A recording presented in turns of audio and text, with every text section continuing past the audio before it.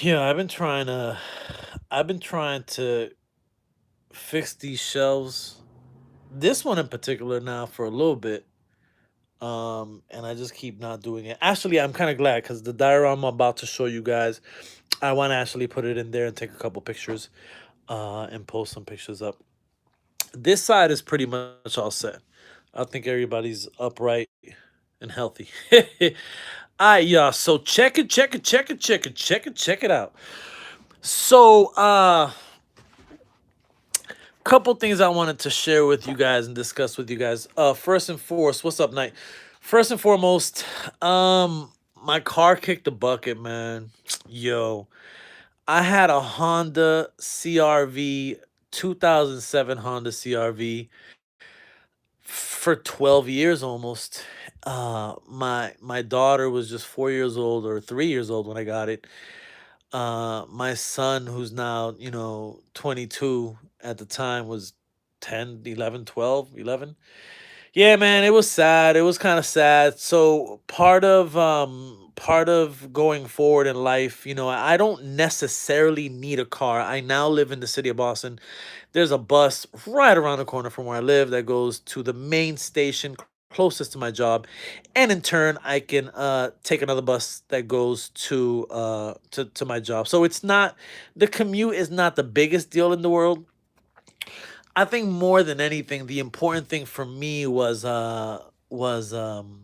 having transportation for what I'm trying to do uh in life. In life, one of the things that I want to do a little more of is just create more artwork, just art more. And part of creating that artwork is displaying it, showing it, and eventually selling it. I would love to hit the convention circuit and go up and down the East Coast and just hit up conventions and rent tables and create dioramas of all sizes and of all price ranges, and just sell them. That's kind of one of the things that I've been wanting to do for some time. Unfortunately, life sometimes throws wrenches and people in your way, and you have to figure it out. So, to that end, couple things that are changing. The first thing that I recently did is I monetized my YouTube channel. That's something that I didn't want to do for a very long time. Decided that it was time to do it for a couple of reasons. First and foremost, uh it's been a long time, and all the only way it really affects you guys is you guys just have to see a couple of commercials for a few seconds. No big deal. So I figured, why not? I totally get that, the number of followers, excuse me, the number of subscribers that I have, the numbers of watch time and all that, I'm not going to get rich off of monetizing my YouTube channel. I totally get that, man. But at this point, every little bit helps, especially because I decided to finance a new car. So, got a 2017 Honda Civic hatchback, a little bit smaller than my CRV, but my family is no longer little. The only kid I have who I have to transport around is my daughter, who's 15 going on 16. So, I don't really necessarily need a big family type car. Yo, but this little car is fast as shit, man. I need to, the other day I'm on the highway. I looked down, I was going like 97 miles an hour. I was like, yo, it didn't even feel like it. That's the problem, is that it just did not feel like I was going that fast. So one of the things, yeah, man, every little bit. So one of the things that I decided to do, first and foremost, when I was trying to fix my Honda CRV, I needed new brakes, I needed a couple different things. So I started to raise money for that. After I finished getting some brand new brake pads and rotors on the back two tires of my wheels of my Honda CRV, it breaks down a week later. I was not happy. I was not a happy camper. Specifically with that, I'm like, damn, how is this? Like, come on. But what happened is that it actually kind of opened up some ideas for me. So one of the things I said is, you know what? I've seen a lot of people lately have been raffling off either figures or dioramas on Instagram, and I said, shit, you know what? I'm gonna try this too. Let me try raffling it off. So today, I set up a raffle on Instagram. So if you guys are interested in joining this raffle, it is a cost of $13 per slot. There are 30 slots, and you don't have to pay anything if you want a slot. I won't collect till after all the slots have been filled. So, all I ask, and most people who run raffles ask the same thing. If you're gonna ask for a slot, be responsible and pay for it when it's time. Don't start with, oh, I can pay you next week and all of that, because that's not fair for those who are coming correct. So what I did is I said, you know what, let me create this new diorama. Let me do something for a Detolf, which is pretty universal within the action figure community. And I wanted to do something a little different, because I normally do, a lot of commissions that I get are more bricks and cement and that type of thing. So I said, you know what, let me do an interior, but let me do something where it's a little more Victorian style, a little more challenging in terms of, thank you very much, Brett, I appreciate it. A little more challenging in terms of the woodwork. Not much carving here. So uh let me take off this area rug, or this little rug here. So, carving on the floor, pretty pretty standard in terms of doing the combing technique. So what I did is I got a comb and I kind of snapped it. It's probably about that big, and I just kind of, when it's pink, and then I painted it black, and then I painted a couple different shades of brown. So this was the only part that I carved, except for obviously the bricks. Uh but the work is in the wood. Man, let me tell y'all. So there are over 50 pieces of individually cut. There are, excuse me, let me start that over. There are over 50 individually cut pieces of either balsa or basswood to create all of this woodwork here. So it was a lot. It was a lot, y'all. First and foremost, and this is great. I can actually take out some of those pieces. So got this big piece of long piece of balsa wood. So this is what this is. All I did was I carved out a space. So this is just a carved out space, and that's just some scrapbook paper that I put there. I actually went on Instagram and I had about 5 or 6 swatches, and I asked people what they thought looked the best, with this color as being the main color of the wall. And overwhelmingly 95% of the people said, I want to go, go with this one. So I went with this one. And then what I did is different sizes. So this is a basswood, and then there's these skinnier guys. So a lot of times once you start to lace, different widths of wood and on top of each other, you start kind of getting, different type details, which is kind of what we have on the inside, excuse me, on this side of the window. But you can see how there's levels here. So there's one, two, three levels. There's one, two, three levels. Uh, Real similar here. Let me see if I can get. So there's wood here. Then there's like a skinnier wood here. You can't see it as well because of the lighting. Then there's these pieces here. Outside piece as well. This is again this wood. So I figured let me try to challenge myself a little bit and do with some wood. And as I've said before, guys, a lot of times these dioramas are the real difficult ones to complete, because they take precision. If you're going for a clean look, then it has to look clean. And if you fuck up, you can see where you messed up. So it's a challenge. It's a challenge, but it's a challenge that at this point in my diorama career, I guess it's something I need to take on and get better at. And I don't have the best equipment in the world to cut wood, but I do have what I need to cut the wood. Some of the details that I wanted to add, um, is, thank you, Knight, is painted the outside here yellow. So when you're looking out the window, you can kind of see that the house itself is yellow on one side, and then kind of just went with the what's the half wall for? Okay, and I'll discuss that right now, James. And then just some details here. So James just asked me, why is there just kind of a wall here? Because this is for a Detolf, it's gonna be enclosed in glass on all 4 sides. So because that's the case, people will see this side. So if I would have let's say I would have painted it black or just left it pink, and you're talking about putting it into a Detolf, then it's you can see it. It has no way to hide it. So when I've done these Detolf dials before, I usually will put wall here. I'll put something on both sides, but it just means that I have to I have to work on the other side. So I had done I think I had a Detolf, yeah, I did. I did a dojo for a Detolf, and it was so difficult because I had to get it had to flow, and it was two walls, so this had to, whatever was here had to flow with that. It was not the easiest thing in the world, very challenging, and it came out good at the end. But and while I have you guys here live, you know what? Let's empty out this shelf here real quick, and we'll put it in there so you guys have an idea of what it looks like in there. So thankfully, I have been going through all my figures, and I've actually sold a bunch, mostly Toy Biz stuff and things that just didn't really catch my eye. Although I'm a collector, I'm not in a I don't have a house. I don't have a condo. I don't have my own space. I rent a room. A good friend of mine.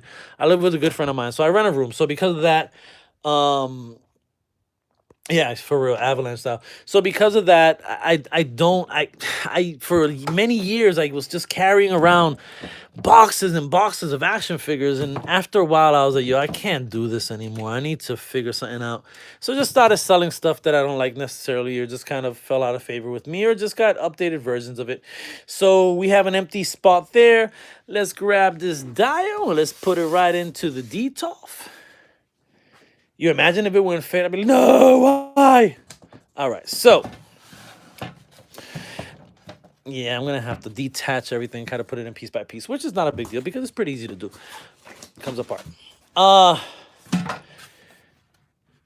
so the good thing about these type of dials is that they're magnetized, and therefore you can take them apart and the whole nine. So, luckily, there we go. And then we'll put the last piece. Yo, you gotta love that cat frame, or the cat inside that frame. That looks hilarious. All right. All right, so let's see. So this is what it will look like in a Detolf. Yeah, and exactly. And that's the other thing too, is that if you put the walls all the way coming out, kind of all the way out, it definitely eliminates the light. But the good thing is that if you are looking at the Detolf from this angle, let me turn off the turn on the overhead light. But if you're looking at the Detolf, let's say from this angle, you get to see kind of a finished wall versus just not having that. So I wanted to make sure that that I did that, because for literally for a little bit I was like, well, I'm raffling this off. I'll just paint the black. It's not a big deal. But I was like, you know what? No corners are being cut these days, bro. I am gonna go all out on everything I do because quality is important. Quality is important. Absolutely, James, man. Have a good rest of your shift, brother. So yeah, man. So this is how it would look. So if you have the regular lights that kind of come, or a lot of people do you buy these, they're like it's a 4-pack or whatever. So if you do have these, this is more or less what it would look like. Uh, if, for example, this dial was on the top shelf, then you wouldn't get those shadows on the wall. Those shadows on the wall are just the action figures from above. The light hit the action figures, and the action figures kind of casting that shadow. But if this D-top dial was put on the top, then it would be different. So that's more or less what it looks like when it's inside of a IKEA Detolf. If you people aren't familiar, some people aren't familiar with what a Detolf is. It's basically just these glass shelving units, pretty much. Pretty popular amongst collectors. Very inexpensive, actually. For I have these Detolfs. I have moved them. I have moved twice since I bought them, and they haven't broken. They've been great. So these glass shelves are a really good way to display your action figures, and so here it is, kind of looking at it from an angle. So yeah, man, I figured that it would be pretty cool to create something a little fancier and just get away from doing the street alley type look, which again I absolutely have no problem with whatsoever. It's just once in a while I like to switch it up, and because this wasn't a commission, it was just something I wanted to create. It allowed me to not only practice my skills on the woodwork, but it allowed me to create something that is a cleaner type of dial degree of difficulty is definitely a little bit higher.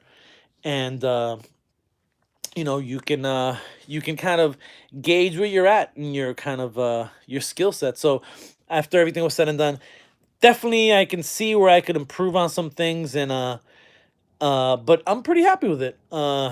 Yes, these are sold at IKEA and they're about 60 bucks, man, which is not bad considering it's tempered glass and it's a good look for action figures. Oh, hold on. That's my roommate who just came in. Yeah, I'm gonna get him on. I'm gonna get him on live.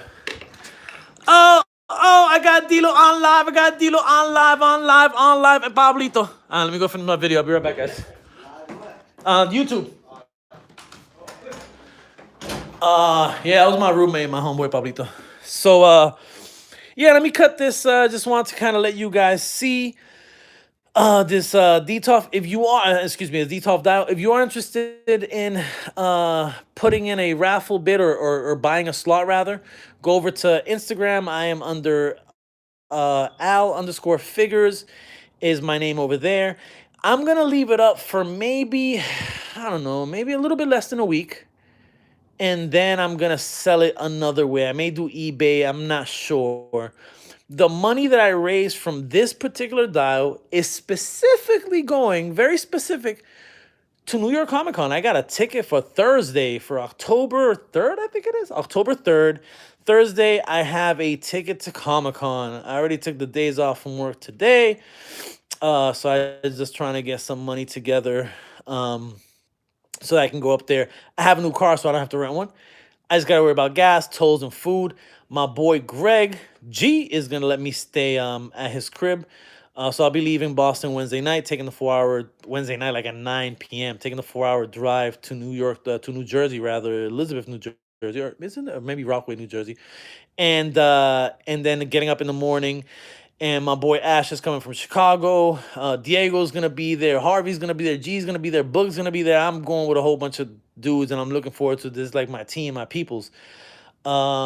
So yeah, so all the money that I get from this is going directly to me traveling to New York Comic Con. So I figured it was a good way to turn a few bucks and not have to take money directly out of my paycheck, and just do it this way. Y'all, any questions, comments, and all that good stuff, leave it. What was it like growing up in Boston? Yeah, you know what? I'll answer that real quick, then I'll let it be. It's really difficult to answer a question like, what was it like growing up in Boston? Let me tell you why. I've never grown up anywhere else. So how do you compare what was it like growing up anywhere, right? So, I live in a part of Boston called Dorchester right now. I actually was born, when I was first born, my parents lived in Dorchester. So, it's kind of cool that I grew up in a place with so much history and architecture. And like I was saying in another video, how, for example, like the house I live in is like 100-year-old house, right? This house here is like probably a newer house, but I love how it's, all the intricate type of work done at the very top, So, this is kind of my street, and it's under construction now, so I gotta move my car or they will tow the shit out of my car. But yeah, growing up in Boston is cool, man. Boston can be a real racist city. I'm Puerto Rican, so I felt some of it, but I'm a pale ass Puerto Rican, so I don't really look Puerto Rican, so I got away with it. But yo, it could be real racist here, man. There's certain parts of Boston that growing up we were taught to not go to at all, like stay away from it. So I made sure that I stayed away from places like South Boston. Although today I'll go anywhere, I don't care. But that's how I was back in the day. Graffiti, man. I'm again Puerto Rican. I grew up in the hood. I grew up in a low income community, and so hip hop was part of us. Hip hop was part of hip hop was part of what we did. So at some point, I picked up, yes, baby, Beantown. I picked up breakdancing was my first, out of the four elements of hip hop. Breakdancing was first. I ended up with graffiti. So I was like, word, graffiti. And I've been a graffiti writer ever since, pretty much. Luckily, I took that skill set and I was able to switch it over to what I do now, which allows me, again, just color placement and dealing with that, is great. So this is actually my roommate's car. He has a little Mini Cooper. It's the cutest little car ever. I actually drove one of these on to Florida. My dad had one for a bit. But yeah, I live in Dorchester. I live real close to Columbia Road. Methadone Miles, not too far from me. But all right, man, I gotta go. I gotta go holler at my roommate, and I'm out of here. Peace.